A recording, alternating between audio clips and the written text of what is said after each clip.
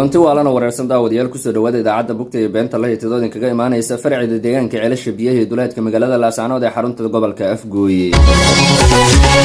qodobada aad ku daawan doontaan isla fudeedka iyo walwalka walbahaarka lagu larana waxaa qayb ka noqon doona saraakiisha isticmaasha TikTok oo hogaaminayo Saki bin Xaaji oo kasoo horjeestay ra'iisul wasaaraha lagu magacaabay magaalada Garowe ee caasimadda dalka China. imsasual oo laga soo wada leeyahay Gurceel kadib markii la siiyay burhogays ama burdhaabo hadba saa u taqaano cuntadaas oo cunto fresh isla markaana ay ku caan baxeen qaar ka mid ah qabiilada Turkishka ee degan gobolkaasi.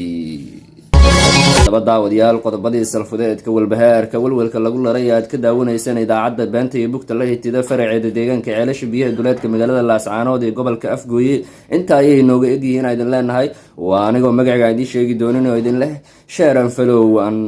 love. kulanti waalana wareersan daawadayaal markale kusoo dhawaada idaacadda bugta TV hore uga barateen hadalla xiiqsan iyo warar qarasa maantana idin kaga imaanaysa magaalada Kismaayo gaar ahaan degmada Hiiraan. qodobada kaba ka cararka ay ku daawan doontaan waxaa qayb ka noqon doona idaacadda bugta TV oo iminka naga daawanaysa ayaa codsatay in kaamirooyinka iyo mikrofoonada laga ururiyo wariye Maxamed Cabduuli Tooxow kadib markii uu soo gudbiyay warar ka baxsan anshaxa saxaafadda waxaana qayb ka ahaa war degdeg ah ayaa hadda inaga soo gaaray daawadayaal degmada Gurceel kaasi oo sheegaya in oday 70 sano jira uu ukun dabada isaga xareeyay haatan xaaladiisa caafimaad ay aad u liidato oo lagu dabiibayo mid kamid ah xarumaha caafimaad ee ku yaala degmada Gurceel ee gobolka Galgaduud. hagaag dagaalkii 32 ee adduunka ayaa laga cabsi qabaa inuu ka dhex qarxo jamhuuriyadda kala baranay Soomaaliland iyo Mareykanka. dagaalkan ayaa kadib waxa uu imaaday markii madaxweynaha jamhuuriyadda kala baranay Soomaaliland mudane Muuse Biixi Cabdi uu dhoofay dalka Mareykanka gaar ahaan caasimadiisa Qabridahar. sawir laga soo qaaday shaashadaha caalamka lagu baahiyay la arkay in lagu yaqaan isxigtay maqan yihiin waa bidixe. qaar ka mid ah shacabka Soomaaliland oo la hadlay warbaahinta bugta TV oo iminka naga daawanaysan ayaa waxa hadaladoodii kamid ahaa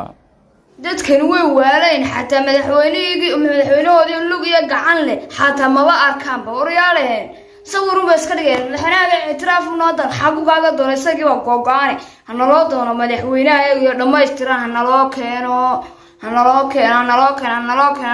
ma aha mid la yeelaysa mashkii qarasta wararka aad ka daawanayseen bugta TV inta ayaana ku gabagabeynaynaa si ayna nooga dhamaan si aanan maalmaha soo socday maalmihii tagay oo muuqaal in kugu soo galino waa anigoo idin leh fadlan follow hanaga iloomi love hanaga iloomi share hanaga iloomi alxamdulillah.